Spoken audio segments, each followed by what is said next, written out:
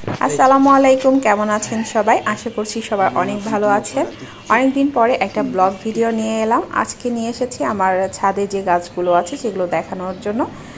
আলভির বাথটাবে তো অনেক কিছুই লাগিয়েছি, এর আগে দেখেছেন আপনারা। এবারে শিম গাছ লাগিয়েছি।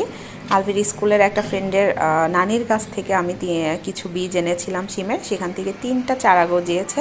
তারা এখন শাখা প্রশাখা মিলে অনেকটা বড় হয়েছে। অলরেডি গতকাল থেকে একটা ফুল ফুটে আছে, আশা করছি সামনে আরও ফুল ফুটবে। দেখা যাক কি ফলন হয়।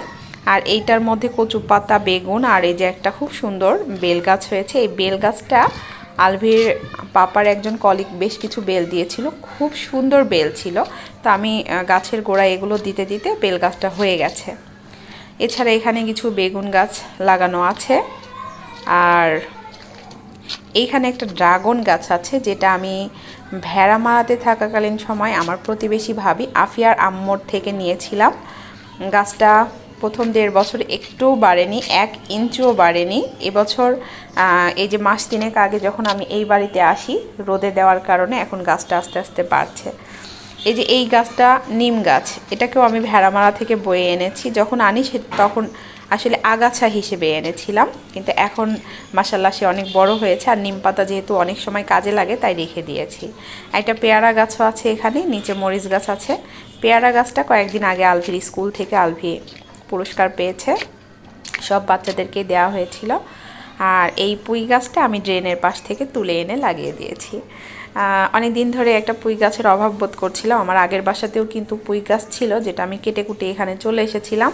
তো অনেক দিন ধরে অনেকের থেকে চেয়ে যখন পাইনি, ড্রেনের পাশে দেখে তুলে নিয়ে এসে তাকে লাগিয়েছি। এখন সে খুব সুন্দর মানে ডাল টাল বের হয়ে আস্তে আস্তে বড় হচ্ছে। যখন আনি তখন সম্ভবত 6-7 ইঞ্চি ছিল। আর এই যে পাশে মরা গাছটা, এইটা হচ্ছে আমার সেই কমলা গাছ, যাকে আমি গত 7 বছর ধরে টেনে নিয়ে বেড়াচ্ছিলাম। দুর্ভাগ্য, এই পূজার ছুটিতে বাড়িতে গিয়েছিলাম, তখন অতিবৃষ্টির কারণে গাছটা পানি জমা হয়ে মারা গেছে।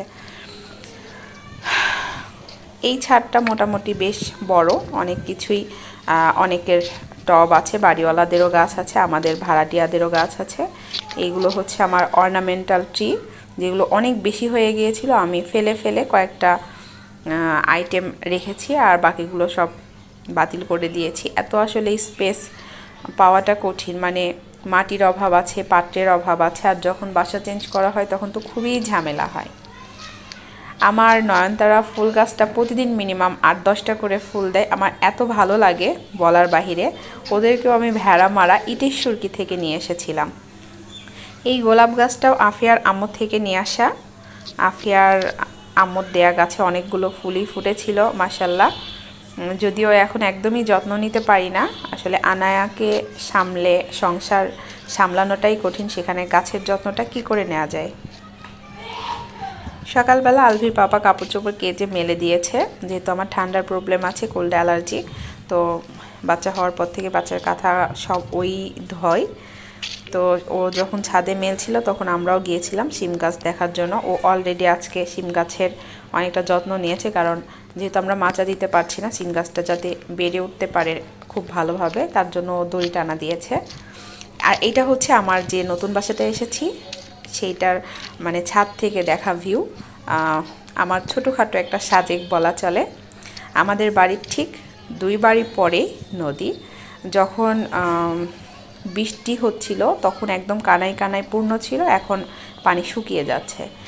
দূরের ওই ব্রিজটাতে আমরা আগে অনেক যেতাম, আনায়া হওয়ার পরে আর আসলে ওভাবে যাওয়া হয় না, আর বের হওয়াটাও এখন কম হয় যেহেতু ছোট বাচ্চা আছে।